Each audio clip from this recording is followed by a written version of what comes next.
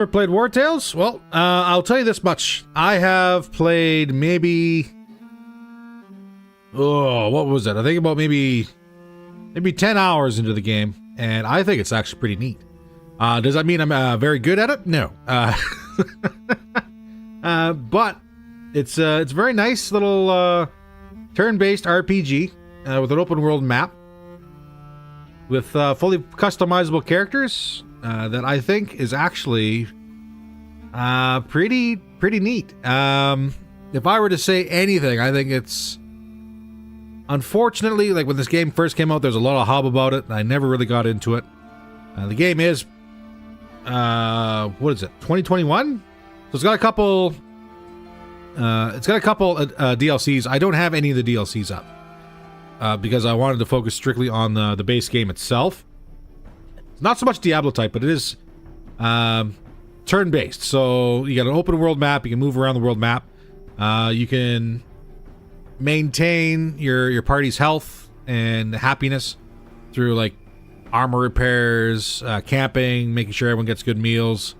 There's little side jobs and everything else you can do here. So what we're going to probably do is we're probably just going to get right into it. We're going to start us off with a new game. So that way we can go ahead and kind of break down exactly what's going on, especially seeing some, like, for example, those in chat who've never played this game before, never heard of this game before. We can kind of learn together. I do know a little bit, but don't know a whole lot. For those who are going to be joining us, if you're not already lurking, just kind of give you a heads up. Please no backseating on this one. I know there's probably going to be some things that I might miss, or some things I might wind up finding out the hard way. But that's the beauty part of playing a game we don't really have a whole lot of experience in, and you know it's fun to learn. So let's go ahead into the new game. We do have a couple options for setting up a party. So we have apprentice friends looking for an adventure. So we start with increased influence, but we start off with less raw materials. Raw materials are what we use to repair all of our gear after combat. You can buy raw materials, you can generate raw materials. It's not exactly a big thing for being low on raw materials. You do start with a swordsman, archer, ranger, and brute. Swordsman is pretty self-explanatory, sword and board. Archer, again, very self-explanatory, bow and arrow. Ranger, I think thief. That's pretty much it. You got a dagger, and you can do backstabs and everything else like that. And the brute is more of a two-hander weapon specialist. We also have men escorting merchants who lost their employers, so you start out with more crowns, but you start out with less medicine. So medicine is used for restoring lost health.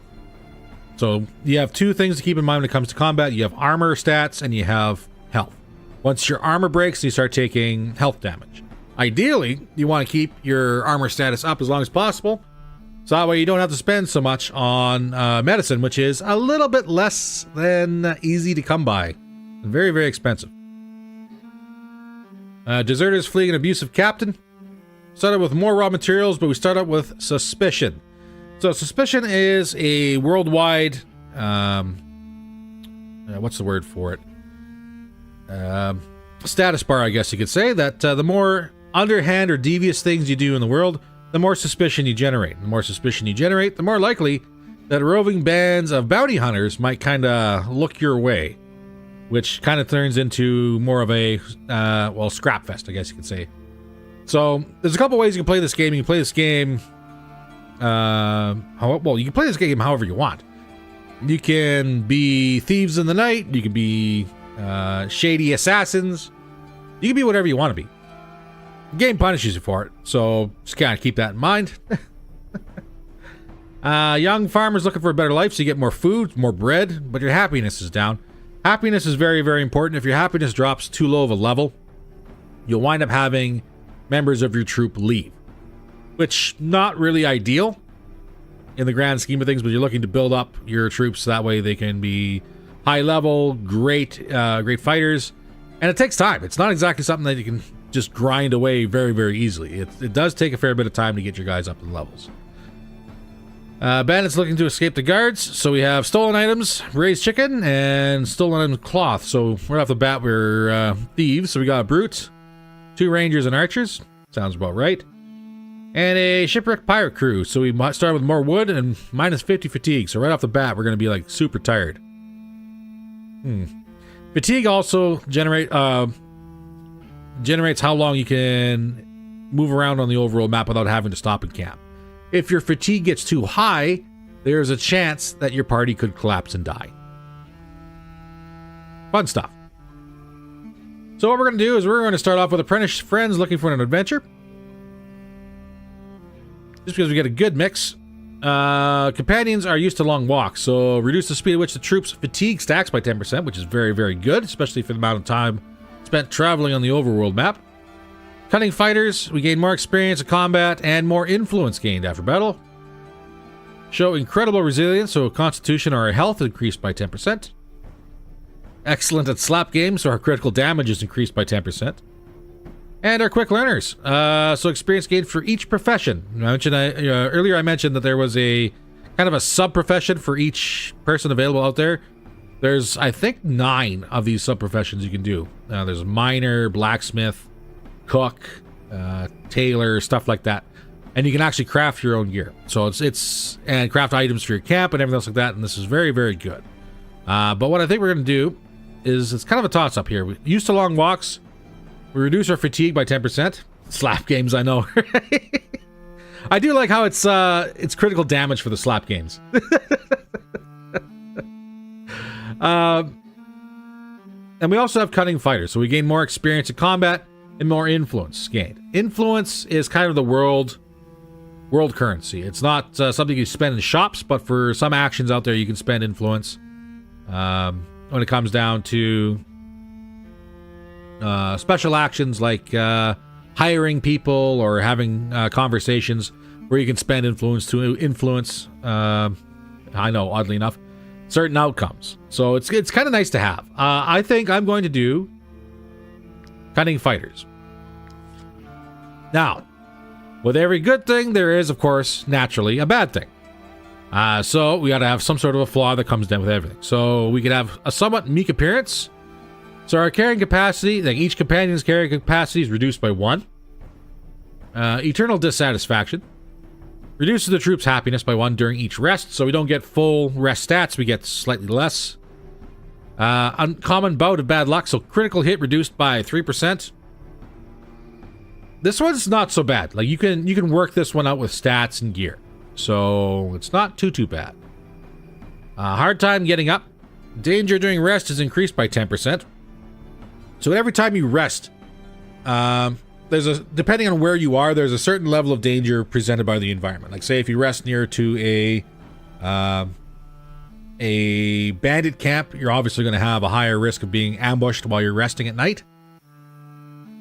Now this just adds a stock 10% right on top of whatever that number is going to be.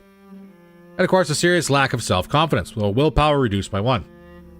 Now, as far as I'm concerned, probably about the easiest one we can deal with is having increased danger during rest. Does that mean there's going to be a high chance of somebody accidentally jumping us while we're trying to sleep? Yes. But that means we just get ambushed and we have a combat situation. I've yet to run into a situation where getting jumped has resulted in life-threatening issues.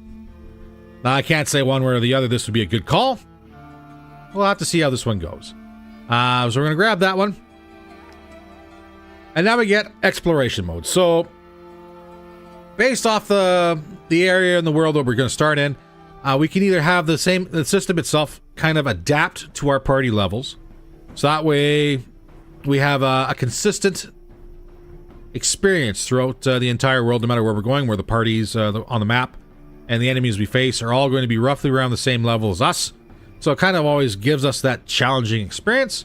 And we also have region locked exploration. So based on whatever region we go into is a set level of enemy levels.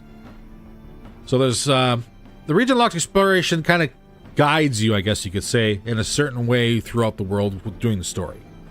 The adaptive exploration kind of gives you free reign because everything in the world is going to be based on your party level. Because I have not completed this game and not really spent much time into it, I'm actually going to go into region-locked exploration. The reason behind this one is because I don't want to wind up wandering through something and completely breaking a story element that I was not aware of. That's it. And of course, we have our difficulties. So combat. Possibility of losing companions does not scare me. Nope, I'm going to take that. Mainly because the next level is one mistake and you're dead.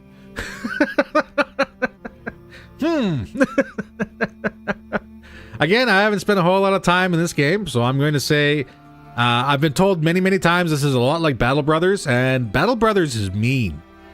Like, it'll chew you up and spit you out in 1 second. You could be just flying around doing great, and you have one screw up, and then suddenly your entire troop is dead, and it's game over.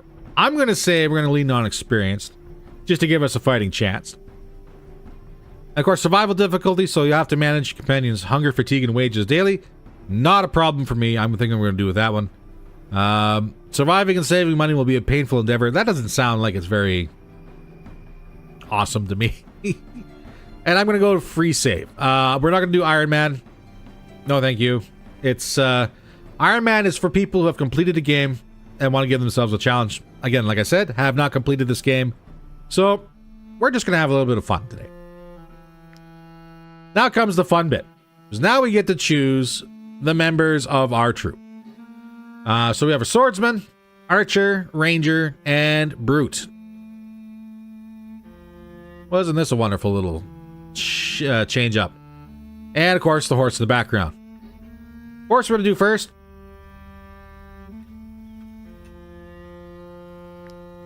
His name is going to be Goddammit. Surname Horse. Can't fit in, so just going to be Goddammit. So we get to pick traits for everybody in this game. So we can leave it at random. If you select traits, it's going to give us options for 2. And then we have to choose a negative quirk. So what we're going to do is we're going to give Goddammit, we're going to give him Brawny.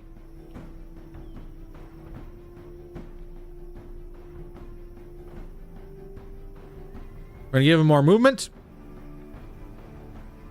And we're going to call him Unlucky. Critical hits. Reduced by 3%. Pony's not going to be involved in combat. You can bring your horses into combat. That is a thing, but horses are more useful at the outset as pack animals. So, we're going to leave Goddammit just the way he is. So, next thing up. Now we're going to take our merry band here. Kind of roll with what they got. I'm not going to change their appearance. Can I change their starting weapons? I can. So sword and board would be good for swordsman. Mainly because of what they have available later. Can I change the brute up around? Yes, I can, but it's just going to be a two-handed mace, which is not a bad thing. Alright, so yeah, we're going to change these guys around. Sword and board. This is going to be our tank. Tarun is going to be our tank. So for Tarun, what we're looking for is we're looking for Constitution. Hit points are great.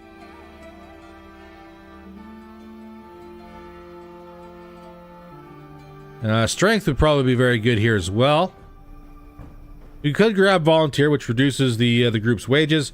We shouldn't actually run into an issue where wages are a problem unless we really, really screw up. The game world gives us plenty of options to go out there and generate money and make money through exploration or doing bounties. We should be fine. So I'm going to do strong. Good constitution, good strength. And I am going to give him unlucky. So critical hits reduced by 3%. Like I mentioned earlier, the critical hit chance we can go ahead and we can deal with. We can compensate for either through stats or other things. So we also have the option to change up utility items. So he gets taunt right off the bat, which forces the target to engage and inflicts weakening on them for 1 turn. So weakening, they do 50% less damage. And we'll go from there. There's also Wrath, which deals 2 to 3 damage to the target if they have less than 50% health left. If we manage to kill somebody, then we actually gain Fury. Hey, Tassoth, welcome in. we are going to do something real quick here. Because I just noticed this is something that is set up. Nobody blink. Ads have been delayed by 10 minutes here. I forgot entirely about that wonderful little thing. So yes, people just coming in here. We're going to delay ads by 10 minutes. That way there's no issue whatsoever. Gotta love YouTube. While I'm doing my explanation. Because I don't like being interrupted. So yes, Wrath. If you manage to kill somebody using Wrath, this gains the unit will gain Fury, which gives them critical hit chance on their next attack. What else is there? We also have First Aid. Heals a dying ally for 10% of their max health. It also removes all stacks of poison, bleeding, and burning. Very nice to have. And of course, we're back to Taunt. So, of those abilities, each one of those abilities actually requires the use of a... Oh, wow, my brain just went blank. There's points you can get, like Valor points you can get for resting and doing certain deeds, and like standing certain positions and whatnot when it comes down to how you position your forces at the end of each turn. You can gain temporary Valor points that you can then spend for abilities in combat, or you can have set Valor points where you get from resting, eating, or gear items sometimes, that allows you can spend during combat. Those non-temporary Valor points do not reset until you rest. The temporary Valor points will reset each time you go ahead and do an action that allows them to reset. Like, say, for example, during a level up, you assign somebody the ability that if they stand next to an ally at the end of their turn, they gain one temporary Valor point that the rest of the party can then use. It's a great thing to have. There's a lot of synchronicity, or you have to plan your actions ahead a fair bit in this game. So we got our tanks set up. Archer. You have the option to run, First Aid, or aim. Deafness allows the archer to shoot twice as long distance for the next turn. So deafness, I think, is going to be a very good option. Now, for archers, we're looking at dexterity. Dexterity of 5%. Critical hits, yes. Oh my god, yes. We want crits on our archers. We want them to be terrible snipers. Not terrible snipers, but like terrible to the enemy. Whoops. As far as I'm concerned, he can be depressed. His willpower is down by 2. Willpower, like happiness, you know, if your willpower gets too low, they're probably going to leave the group. Just the same as their happiness. Might get too low, they might leave the group. Willpower we can adjust and change during level ups, and also items on that we may find in the field as well. So not too worried about that one. Our ranger or thief has the ability to stab and first aid. I'm actually not going to change that, but we will give them dexterity, because again, nimbleness for them is going to be very, very important. And I'm going to give them quick, so they get one more movement square.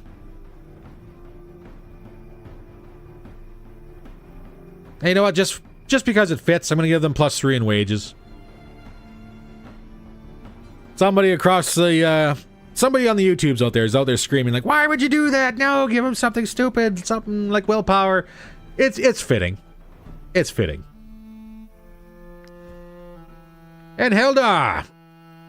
So you have Ram, which is just a great big swing, and the beauty part of two-handed weapons, especially two-handed maces, is to do additional damage to armor. So damage is increased by 50% against units that still have armor. Great. Great. That's exactly what we want. Now, as far as the utility goes, don't want to do Taunt because he's not a tank, but we can do Wrath. I think Wrath would be very good for him. Now, as far as everything else goes, we're going to go Strong. Strength is going to be the #1 damage influencer when it comes down to two-handed weapons. We're going to call him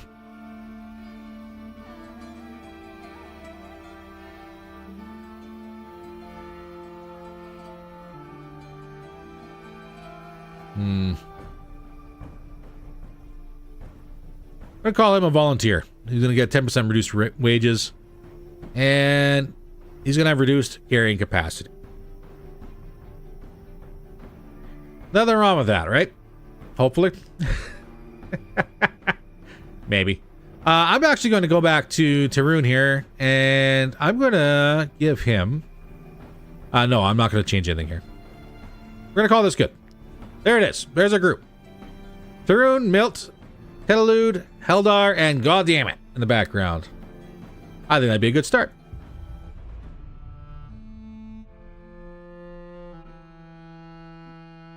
And like I said, this is going to be an open world environment.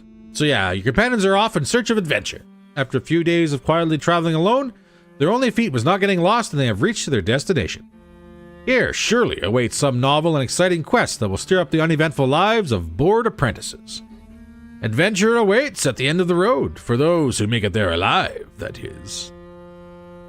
So right off the bat, here's the world map. Nothing too fancy. We can kind of go ahead and spin everything around, have a good look around us.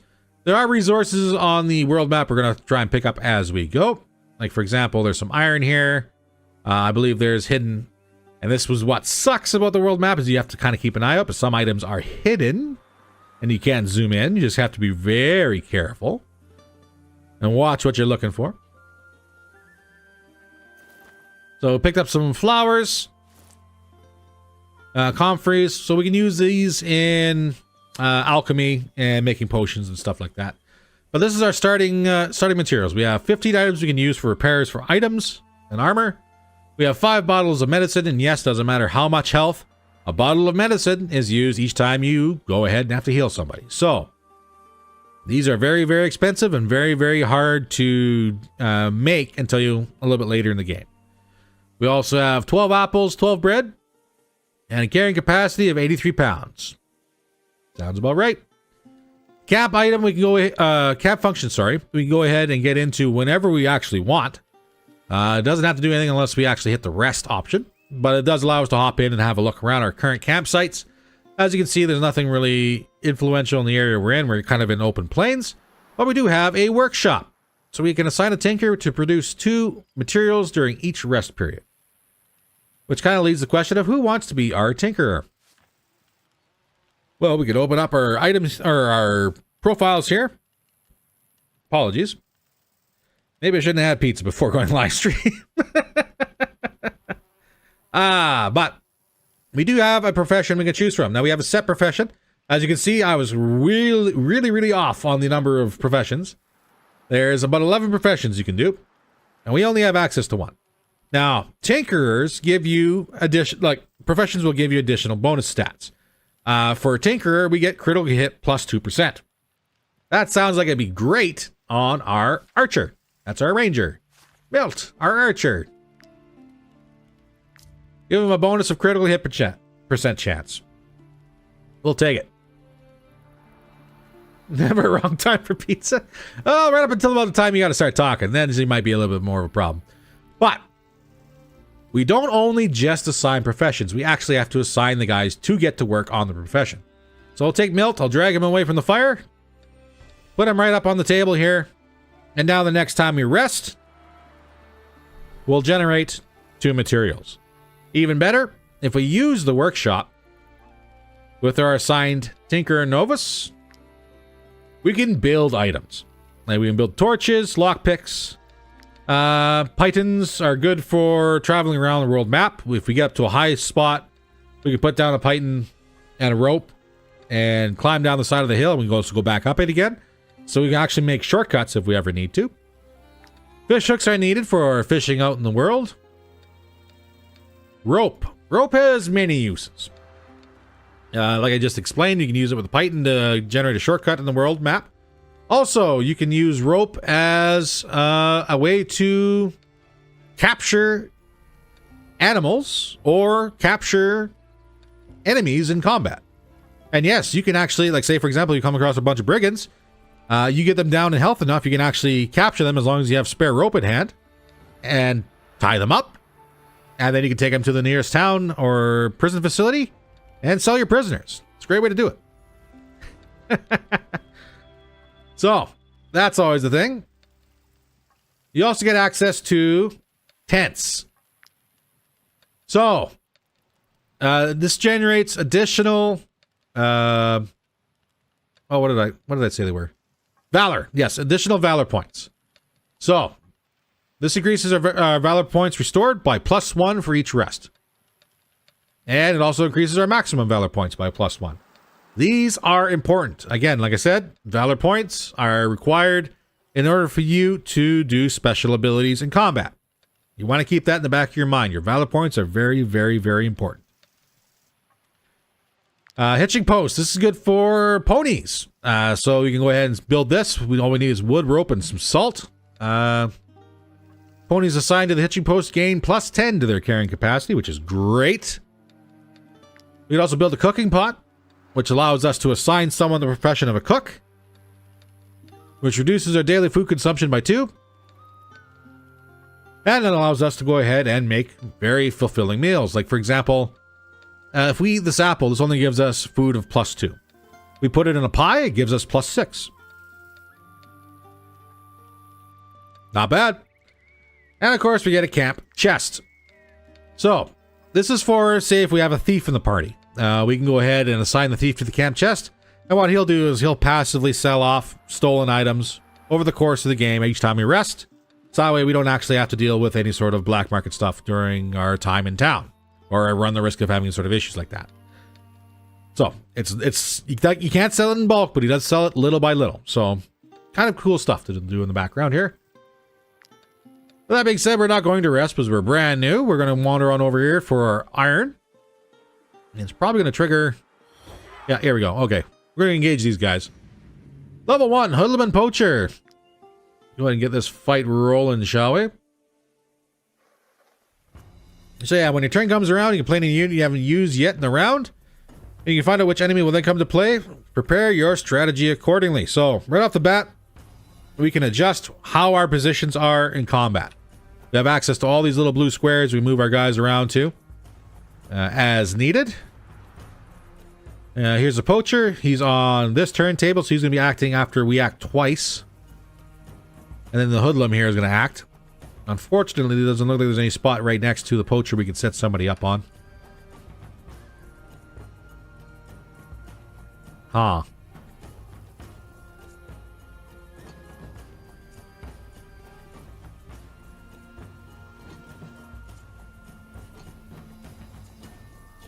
So we'll make some adjustments here. How we want to engage. Ideally, I want to try and tie up any range units they have right off the bat.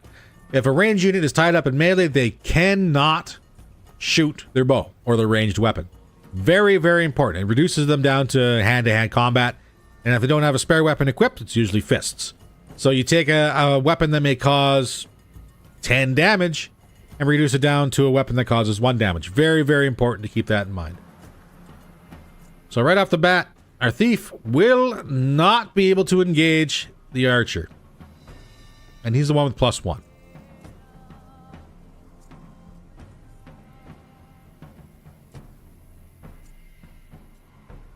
Yikes. Okay, so well played. Archer is out of range. That means someone is going to get hit really, really hard, unfortunately. So what I'm actually going to do... I'm actually going to move everybody out of the way. And hopefully he won't have time. Or he won't be able to reach out and hit anybody. Unless we do this properly. So I'm going to take my tank. Turn. You're going to engage the Hoodlum.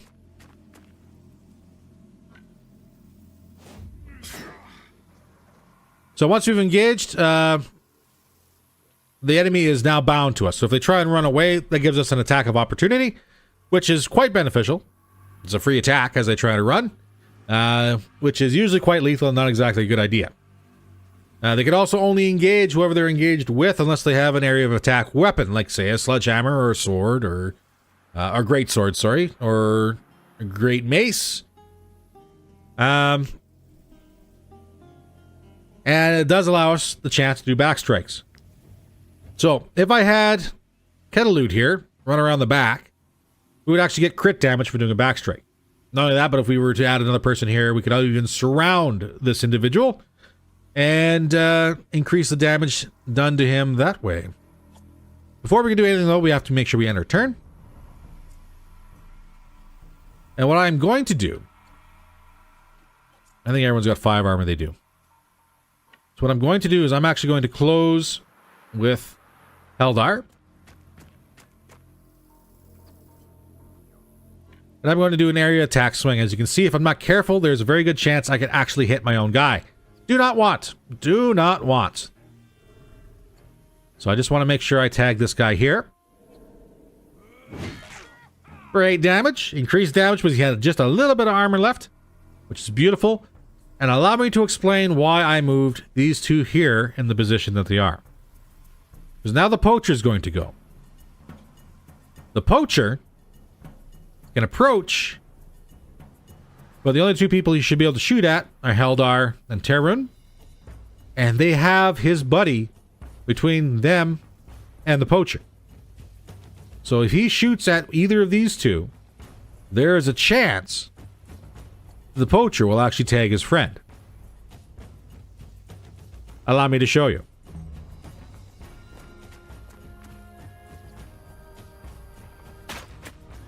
Just like that. So, beauty part, free damage. Now, it works the exact same way on our end.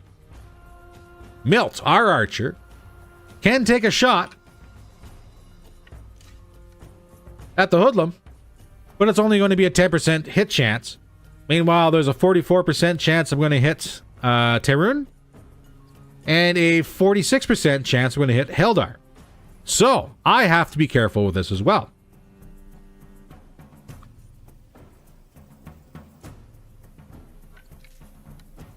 Now, there's a couple things I can do. Yeah, exactly. Doesn't matter what game we're playing. Don't hit your friends is a very good game to play. Now, if I can get around these guys, then there's a chance that I might get a clear shot. That being said, there's also a relationship thing between the members of your party. If your members of your party start hitting each other, there is going to be a little bit of an issue where they might get upset with each other and start hating each other and might start having fights and stuff like that. So you kind of want to keep an eye on that one. Conversely, there's also a chance that your party members will gain abilities to mitigate issues of self-inflicted injuries. Like, say, for example, in my previous game, my tank had been shot in the back by their archer friend. That tank then gained the ability Eyes in the back of his head, which then made him immune to friendly range fire. So I could actually sit back and snipe through my tank at my target each and every time. And I'm slightly curious if I can replicate that issue.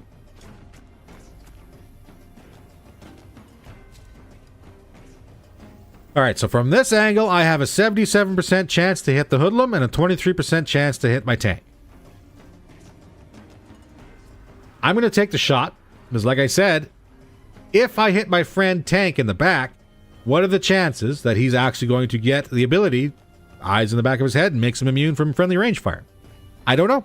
It's all random. Doesn't matter anyways, that was a hell of a shot. And there we go. All that's left now is we'll bring our thief up. He's still outside of range. But now, a new round is starting. Everybody gets to go before the ranger does. And I'm pretty sure the ranger's going to have a bad time. In fact, I know he's about to have a bad time. Because he's about to be swarmed.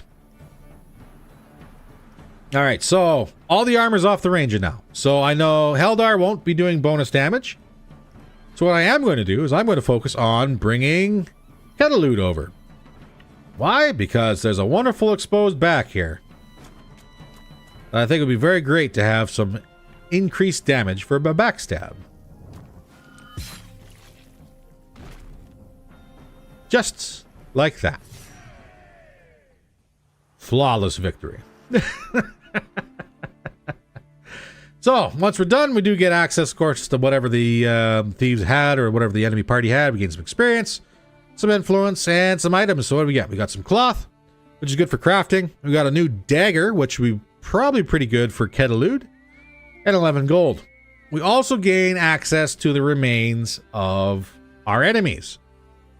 That seems a little weird to some, mainly because there's an option for cannibalism that you can take in the event that, say, for example, food is awful scarce, or you want to play as cannibals. I'm not saying no, but I'm not taking bodies. Sorry, this is not going to work. We've also gained a level up from Heldar, but I'm actually going to not level Heldar up for a very good reason. And that reason lies, where is it? No, not here. In our knowledge. Knowledge is something we learn about. We can learn through doing certain actions like crafting or finding map markers, stuff like that. There is an option here for career paths. This takes 2 knowledge points. We want to save our knowledge points until we get this option. I see you don't have to worry about a stack hole. To be fair, I have not made it very far in this game yet, so I don't know if there's enemies that explode out there. So the stack pole threat might still be very real. Talking about career paths, as you can see here, you can spend influence to add 1 extra number to an aptitude when leveling up. So let's say, for example, if Heldar were to get an option for +1 strength, I could spend 10 influence and make that +1 turn into a +2 strength, which is great. So I'm going to save my knowledge points until we get 2, and then I'm going to unlock career paths. And as you can see here, you get options like, say, for all your other professions that pop up here, where you can spend knowledge points to learn how to do things. Like I can create saddlebags for the horses, which increase the carrying capacity +10. And there's a whole lot of unlearned or unknown items here too. I have to find them or unlock them through crafting or find crafting recipes. I can even, for example, learn to build a campfire, which an improved campfire generates more happiness when we rest. Same with the workshop. I can, if I upgrade the workshop, I can now dismantle lower grade weapons and armor and generate materials. Cool. I can improve my tents, hitching posts, cooking pots, everything. So there's quite a few things here. And of course, if I wanted to be a masochist, I could set up a whip section to whip people to encourage them to work harder. We're not going to do that. I don't even know what that requires. We're not going to do it. Anyways, I would like my iron, please. 2 iron. All right. There. Just like that, we found Plateau Stables and we gained 50 points of knowledge.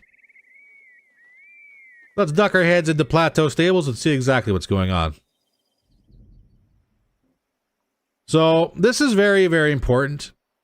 Because this is what some of the screens for interaction look like when you ever go to locations. You have to be very diligent. Because there are going to be some items on the map that you can grab from only specific locations. Like for these plains areas, you can see that there's hemp. I can grab that, add it to my inventory, no problem. Only 1, not 2. Boo. There's also items you can interact with inside buildings, like say, for example, I can inspect its barrel. And there's leather and immortal blooms in there, but if I were to take them, that would be stealing. And that would increase my level of suspicion.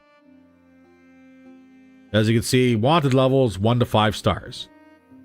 We don't want to deal with bounty hunters. I'll tell you that right now for free. But we will go and kind of give the rest of the area a look. Now there is wheat. That's stealing though. Nothing real special here. But we can talk to Ignic.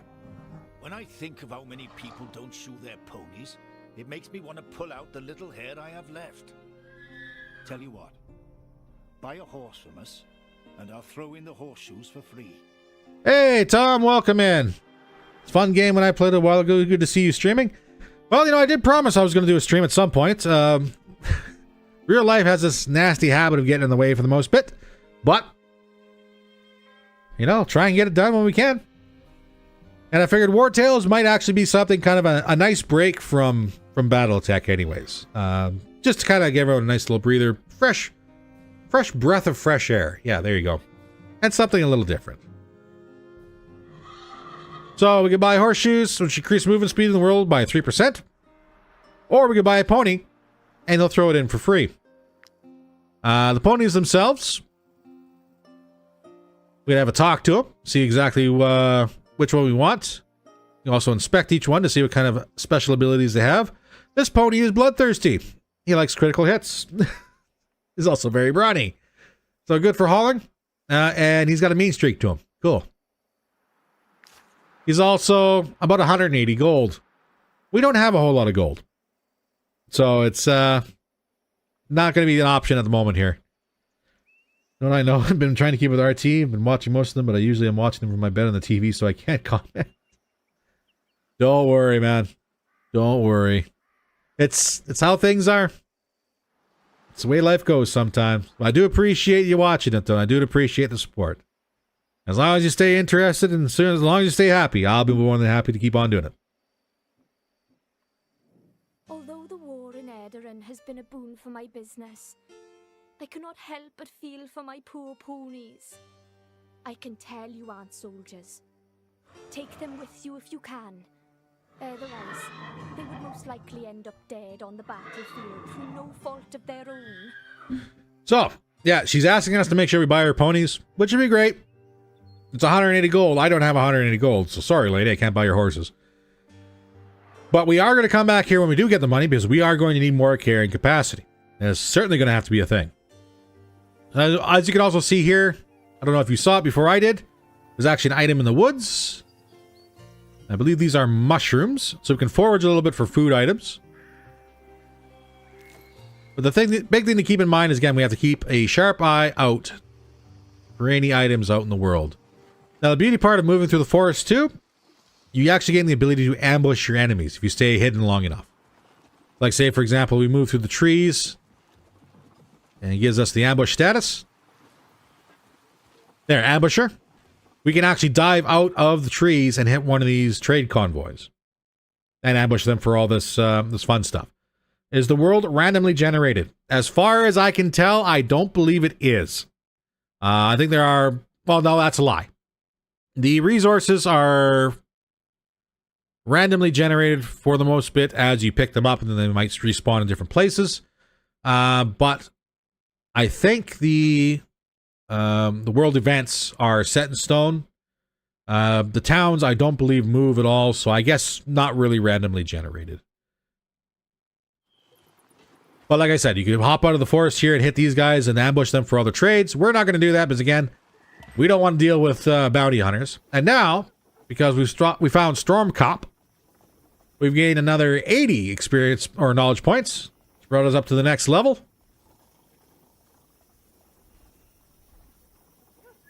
Yeah, exactly. I don't think it is. Like, the location of some random resources, yes, those are randomly generated. But as far as everything else goes, everything else I think is the exact same. Watch the RT videos when I'm on the treadmill. Hey, you know what? If I can help you make a good, healthy life choice, then yay. That's a good choice, exactly. So, once we're in the city here, we get a couple options of things we can look at. We have access to the tavern, access to the apothecary. This derelict tavern is actually part of a DLC I do not have. So you have the option of like buying a tavern and then running a tavern and doing the tavern things where you're the boss, your own boss, so you want to try and generate money. We also have Three Hares Market, Town Hall, and the Forge. Swing by the Town Hall first.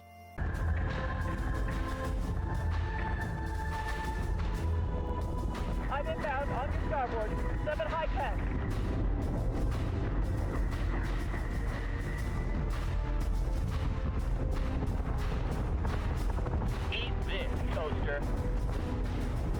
Target acquisition is screwed. Give me manual controls now.